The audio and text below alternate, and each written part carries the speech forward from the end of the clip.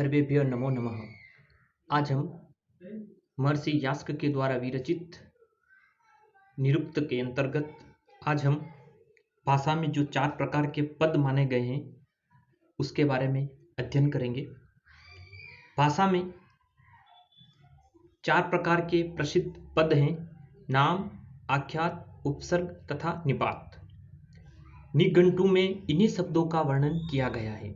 यानी महर्षि जो यास्क हैं, इन्होंने निघंटु के आधार पर ही इन्होंने निरुक्त की जो रचना की है। यह जो निरुक्त है यह निघंटु की ही एक टीका है।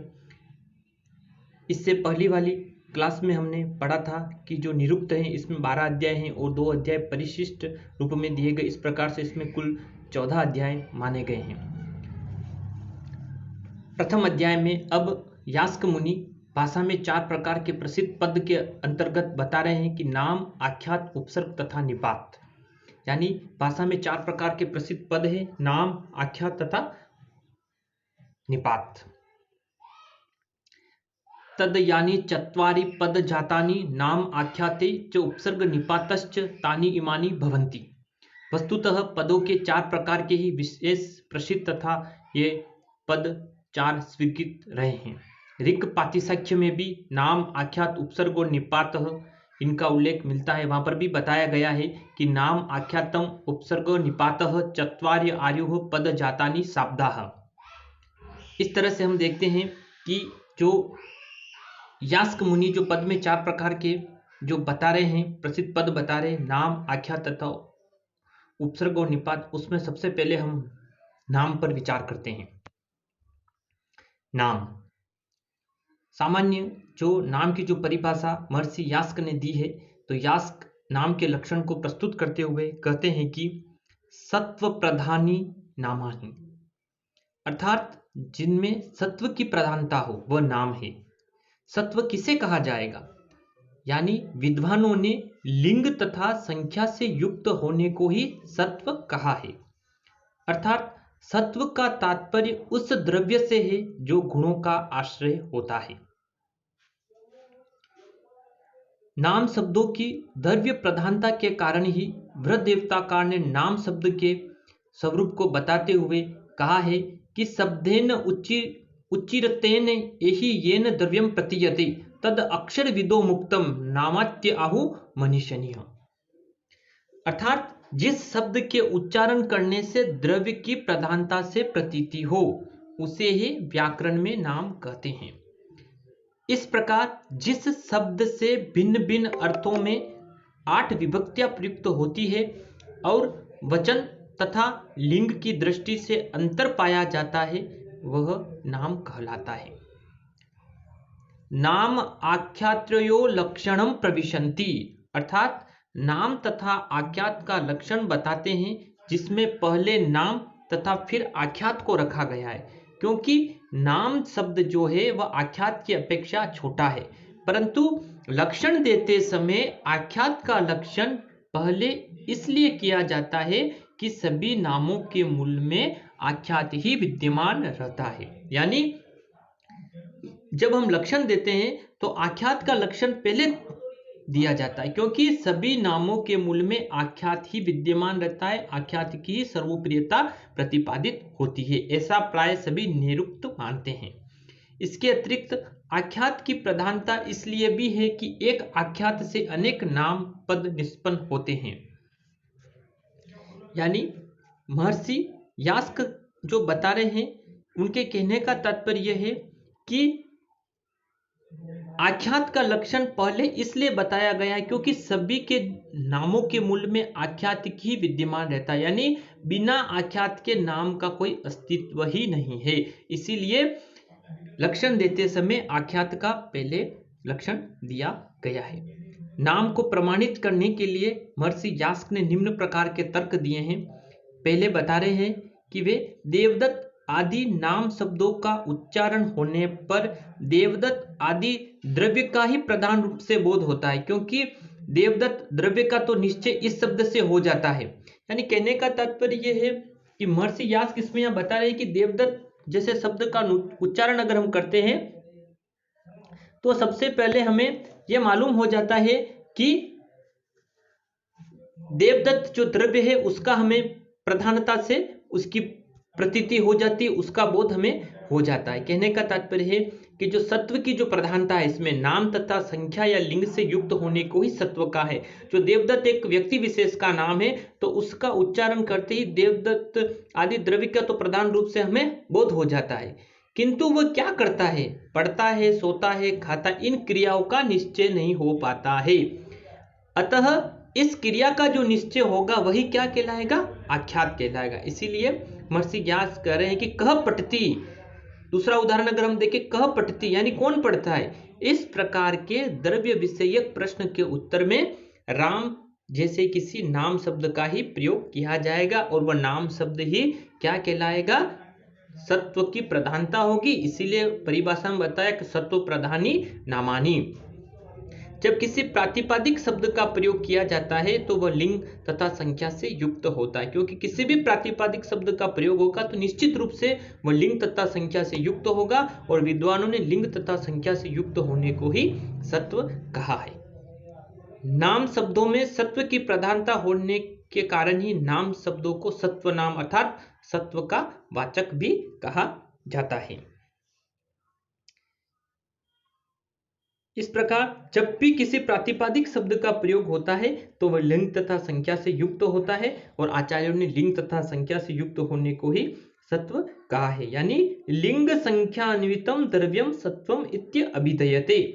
और प्रातिपादिक शब्दों में सत्व की प्रधानता होने के कारण ही नाम शब्द को सत्व का वाचक भी कहा गया, अर्थात मूर्त सत्वम भूतम सत्व नामानी। इस तरह से हमने देखा कि यास्क मुनि ने जो पद के जो 4 प्रकार बताए हैं, भाषा में 4 प्रकार के जो पद माने हैं, नाम, आख्यात, उपसर्ग एवं निपात, उसमें सबसे पहले आज हमने नाम को पढ़ा। और नाम की परिभाषा में यास्क ने बताया है कि सत्व प्रधानी नामानी, यानी जिसमें सत्व की प्रधानता हो वह नाम कहलाता है। और सत्व को किसको माना गया है विद्वानों के दृष्टिकोण में, लिंग तथा संख्या से युक्त होने को ही सत्व कहा जाता है। यानी सत्व का तात्पर्य उस द्रव्य से है जो गुणों का आश्रय होता है। जिस शब्द के उच्चारण करने से द्रव्य की प्रधानता से प्रतीति होती हो उसे व्याकरण में क्या कहते हैं, नाम कहा जाता है। इस प्रकार जिस शब्द से भिन्न भिन्न अर्थों में 8 विभक्तियां प्रयुक्त होती है और लिंग तथा संख्या की दृष्टि से अंतर पाया जाता है वही नाम कहलाता है। हमने उदाहरण में भी देखा कि देवदत्त आदि नाम शब्दों का उच्चारण होने पर देवदत्त आदि द्रव्य का ही प्रधान रूप से बोध होता है, क्योंकि देवदत्त द्रव्य का तो निश्चय इस शब्द से हो जाता है, परंतु वह क्या करता है, पढ़ता है, सोता है, खाता है, इन क्रियाओं का निश्चय नहीं हो पाता है। इस प्रकार की जो क्रिया का निश्चय है वो आख्यात से ही होगा, वो हम अगली वाली बिंदु में उसका अध्ययन करेंगे। कह पठती, इस प्रकार के द्रव्य विषयक प्रश्न के उत्तर में राम जैसे किसी नाम शब्द का ही प्रयोग किया जाएगा। इस प्रकार से जब किसी प्रातिपादिक शब्द का प्रयोग किया जाता है तो वह लिंग तथा संख्या से युक्त होता है, और विद्वानों ने लिंग तथा संख्या से युक्त होने को ही सत्व कहा है। अतः नाम शब्दों में सत्व की प्रधानता होने के कारण ही नाम शब्दों को सत्व नाम अर्थात सत्व का वाचक भी कहा गया है। अब आगे हम देखते हैं आख्यात। आख्यात की क्या परिभाषा बताइए।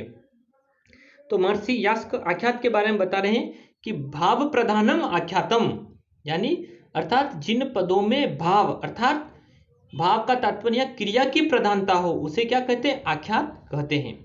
यास्क ने नाम तथा आख्यात पदों का आशय स्पष्ट करने के उद्देश्य से दोनों को विशेष तौर पर परिभाषित किया है, परंतु लक्षण देते समय आख्यात का लक्षण पहले प्रस्तुत किया है, क्योंकि सभी नामों के मूल में आख्यात ही विद्यमान रहता है। इसके अतिरिक्त आख्यात की प्रधानता इसीलिए भी है कि एक आख्यात में अनेक नाम पद निष्पन्न किए जा सकते हैं। यहां पर जो भाव प्रधानम आख्यातम ये सामने आपको दिखाई दे रहा है कि भाव का तात्पर्य यहाँ पर क्रिया से, और जिसमें क्रिया की प्रधानता होती है वही आख्यात कहलाता है। और यह भाव का तात्पर्य जो क्रिया है वह क्रिया की साध्य अवस्था से, सिद्धावस्था से नहीं है। यहाँ पर जो क्रिया होगी वह साध्य अवस्था से युक्त होगी, वही आख्यात कहलाएगी। अर्थात जिन पदों के अर्थ में साध्य भाव यानी क्रिया की प्रधानता हो उसे ही आख्यात कहते हैं। जैसे गच्छति, पचति आदि है ना, गच्छति, पचति आदि, अर्थात जहाँ प्रधान रूप से क्रिया और गौण रूप से द्रव्य का कथन होता है वही आख्यात है। आख्यात शब्दों में प्रधान रूप से क्रिया की प्रतीति होती है। यूं तो आख्यात पद का प्रयोग कहीं कहीं धातु के लिए और कहीं कहीं केवल तिंग विभक्तियों के लिए भी हुआ है, परंतु अधिकतर आख्यात का प्रयोग तिघंत पद के लिए ही होता है। भाव प्रधानम शब्द में बहुप्रिय समास है, सामने दिखाई भी दे रहा है, भावम प्रधानम यत्र, यानी जहां भाव की प्रधानता हो वह आख्यात है। इसकी प्रामाणिकता सिद्ध करने के लिए यास्क ने निम्न प्रकार तर्क भी दिए हैं, जैसे पचती या भ्रचती आदि तिगंत या आख्यात पदों के प्रयोग से क्रिया का पूर्ण निश्चय हो जाता है कि यहाँ पकने या जाने की क्रिया हो रही, जबकि कर्ता आदि कारक या द्रव्य का निश्चय नहीं होता। जैसे मैं पचती बोलता हूं तो ये क्रिया का अर्थ हमें हो जाता है कि पकाने की क्रिया के बारे में बात हो रही, लेकिन उसका द्रव्य का निश्चय नहीं होता। उसका निश्चय तभी होगा जब उस कारक अथवा द्रव्य का नाम लिया जाता है। जैसे देवदत्तः किम करोति, जैसे मैं एक उदाहरण बताऊं, देवदत्तम किम करोति, इस रूप में जब किसी क्रिया के विषय में प्रश्न किया जाता है तब उसका उत्तर पठती जैसे किसी आख्यात शब्द के द्वारा ही किया जा सकता है, और वह आख्यात पठती ही क्या है, क्रिया है। तो हम कहेंगे देवदत्तम किम करोति, तो देवदत्तम पठनम कार्यम करोति, पढ़ने का कार्य कर रहा है ना। इस प्रकार से आख्यात शब्द के द्वारा ही किसी की क्रिया का निश्चय किया जा सकता, नाम शब्द आदि के द्वारा नहीं किया जा सकता। और तिंग जो शब्द है उनके 4 अर्थ माने गए हैं, भाव यानी क्रिया, कारक, संख्या तथा काल। परंतु इन चारों अर्थों में जो प्रधानता है, क्रिया की सर्वोपरि प्रधानता आख्यात प्रयोग में परिलक्षित होती है या परिभाषित होती है। एक बार पुनः देखते हैं कि आख्यात के अर्थ में हमने देखा कि भाव प्रधानम आख्यातम, यास्क क्या कह रहे हैं, जहां पर भाव की प्रधानता हो वही आख्यात कहलाता है। अर्थात जिन पदों की में क्रिया की भाव की प्रधानता हो वही आख्यात है। और यहाँ पर भाव का तात्पर्य क्रिया की कौन सी अवस्था से, साध्य अवस्था से। प्रतियोगी परीक्षा में पूछा भी जाता है, ध्यान रखिए। उदाहरण के जैसे गचती है, पचती आदि है ना, क्रिया की सिद्धावस्था से नहीं है, साध्य अवस्था से इसका प्रयोग। आख्यात पदों से पढ़ने या जाने की क्रिया का ही बोध होगा, न कि किसी द्रव्य अथवा कर्ता का।